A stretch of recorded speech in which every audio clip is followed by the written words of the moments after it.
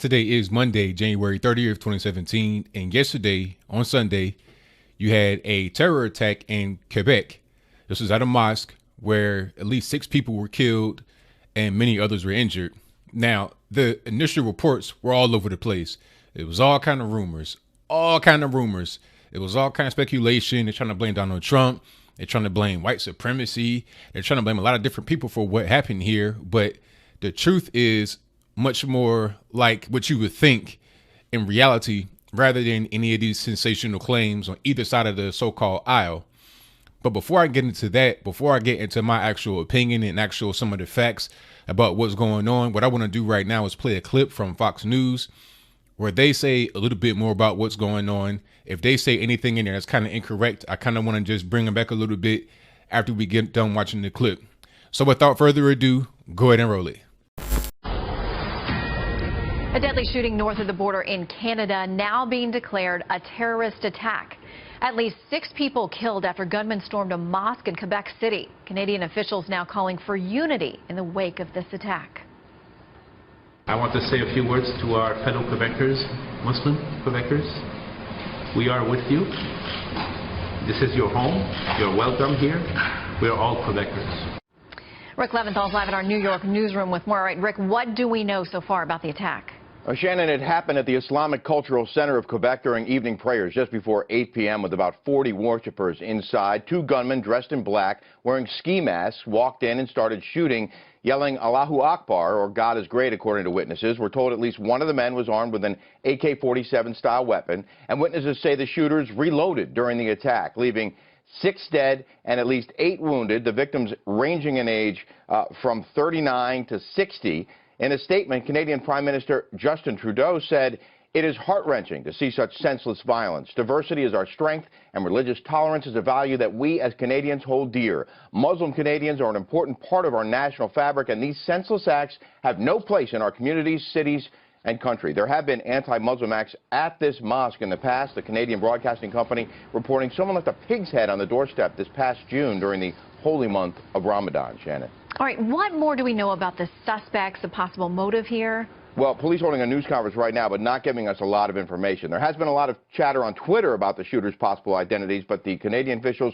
only telling us right now they're in their late 20s to early 30s, not even releasing the ethnicity of the men involved. Some witnesses say at least one of the shooters spoke with a Quebecois accent, a heavy French dialect suggesting that he was local.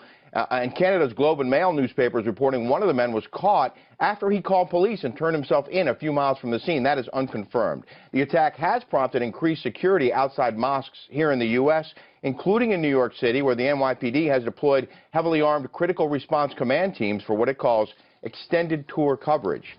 Of course, Canadian authorities said this weekend they would welcome refugees from Muslim countries after President Trump suspended the U.S. refugee program because of security concerns. No word if this shooting might be connected to that. All right, Rick Leventhal with the latest. Thank you, Rick. Sure. All right, so you see what's going on there. You see what's happening. You see the scene.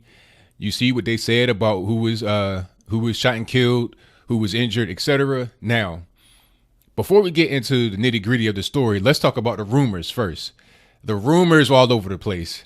I was seeing so-called journalists, reputable journalists from reputable news organizations talking about, oh, it was 2 white supremacists that did it. Talking about Matt Fournier. Matt Fournier, as they call him Matthew Fournier, to give him a more Quebecois type of name because, you know, Quebec is a French-speaking country. So they're trying to blame Matt Fournier, and I forget the other guy's name. But if anybody would have any kind of journalistic integrity, they would just do a simple Google search for the guy's name, and they will find out that he's a very popular blogger on the internet. He's somebody that's easily found on the internet. So to just put them out there as a suspects without even doing so much as a Google search, like an image search, you see, like a basic research in journalism could have debunked that right away. And this is the whole thing we're kind of upset about over here in the West, in the United States. This is why we voted for Trump. This is why we are so upset with the left, because of all this this fake news propaganda that is directed against us.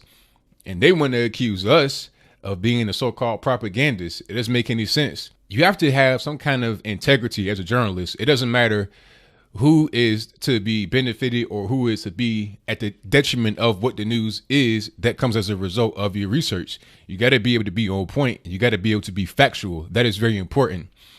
But I digress. The situation here was very terrible. It's very unfortunate that these people lost their lives, but this maybe could have been prevented because the original 2 suspects that were captured, one was from Morocco. Now, this is kind of a weird situation. They had this person in custody, but then they ended up dropping him as a suspect, but I think he's still in custody because he's a witness, which could mean that they are working with him to cooperate to try and get him to roll on the other guy, a man named Alessandro Bonnet. I can't remember his exact name, but I'll put that on the screen before you. And they said that he's a Quebecois, he's a Quebecer, he's a citizen of Quebec, and they were the 2 ones that went into the mosque. But only the white guy, he was the one that escaped. The Mitsubishi, he's the only one that's in custody and being charged or about to be charged with any kind of crime. The other guy, it's kind of strange. Like I said, he might be in custody, but at this moment not being charged because he may be behaving as a witness against the other guy. So they may charge him, but just not at this moment until they figure out what they're going to do as far as any kind of deal they're going to work out. That could be what's going on, but I'm not quite sure. I'm going to just put some links in the box below. Some of it is in French, of course, but you're on Google. You could translate that and see kind of what's going on. And there's other news sources that are in English from Canada. So you'll be able to see a lot more what's going on. But that is all we know. You have 2 people that were brought into custody, and one of them is a guy from Morocco, and he's kind of in limbo. And the other guy is a Quebecois, and he's actually about to go ahead and get charged or something. But the story is kind of crazy because they say there's only one person that's like a suspect. But the original story that I heard that it was at least 2 gunmen dressed in all black, yelling Allahu Akbar, running into the actual mosque. So that's why I think that the guy from Morocco is probably, going to be charged with something. But right now he's just cooperating with the police. And this brings up a different point here. If they both yell Allahu Akbar, let's just assume that it was the guy from Morocco and the French Canadian. They were in the actual mosque doing the shooting. Let's just say that that's what happened. It's obvious that the guy, the French Canadian, had been radicalized as well as the Moroccan. But the French Canadian, not even coming from a culture that really, you're coming from a French Canadian culture. How do you become radicalized within that culture? You're getting stuff from the outside. See, the Moroccan guy, you live in an Islamic place. It's much easier to become radicalized in that kind of situation because you're surrounded by that kind of culture. It's not like living in Canada where that's just not the norm of what's going on. You're probably on the internet. You probably maybe even go to the mosque, so that mosque itself may have to be kind of investigated. But that's not to say that the deaths of those people were justified in any kind of way because they weren't doing anything to anybody at that moment. So there's no way I could say that anything that happened in that mosque was justified. However, I think there needs to be some kind of investigation as to what's going on at that mosque surrounding it.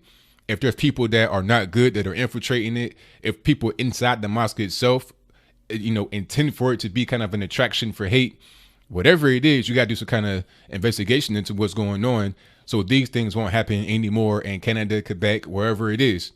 One thing people are saying is that this couldn't be an anti-Muslim attack or a terror attack if the people that did it were Muslim. But you have to understand, most of the violence in the Middle East is Muslim on Muslim.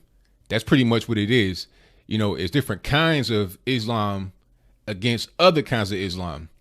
Sunni versus Shia, ISIS versus, the less radicalized versions of Islam, right? Syria is a predominantly Muslim nation, but it's not like Afghanistan, Pakistan, or something like that. It's not like Iran even, which is like not even that far away.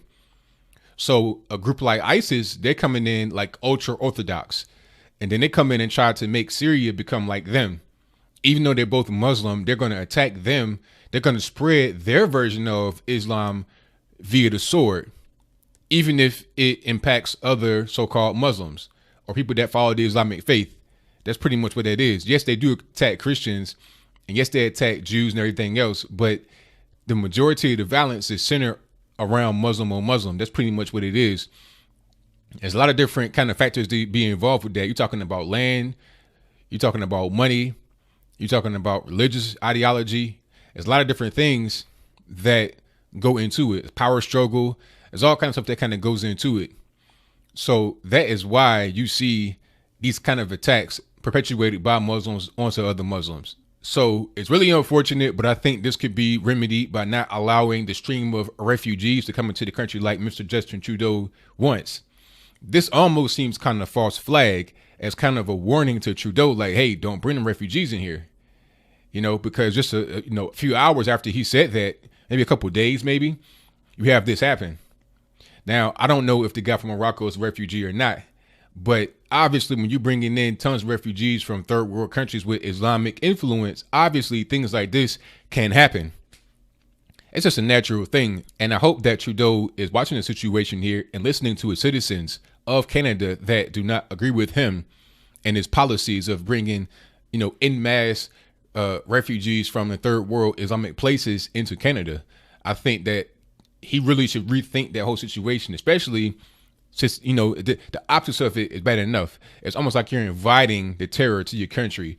Not only do Canadian citizens see that, but also people that are living in these third world countries abroad see that as well.